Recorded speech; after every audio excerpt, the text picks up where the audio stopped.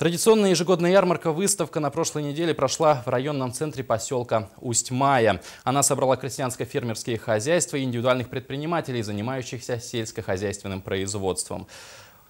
Подробности далее. Красочное открытие ярмарки с традиционным хлебом-солью, номера художественной самодеятельности подчеркивало торжественность и особенность проведения данного мероприятия, а интерес усьмайских покупателей к продукции местных и амгинских сельхозпроизводителей был большой из-за разнообразия и ассортимента продукции. Продукция, да, конечно, там мясо в основном, да, молочная продукция, рыба, и которые вот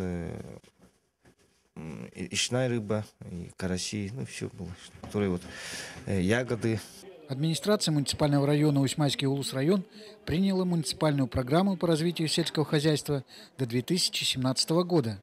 В этом году предусмотрено в бюджете района более 6 миллионов рублей, которые пошли на поддержку крестьянско-фермерских хозяйств и индивидуальных предпринимателей, а именно на компенсации дотаций на молоко, на увеличение маточного поголовья, корма, на создание мобильных бригад по заготовке сена и другие мероприятия. Конечный результат и был показан и реализован на сельскохозяйственной выставке. Все, которые вот приезжали продавать, все 100% все продали.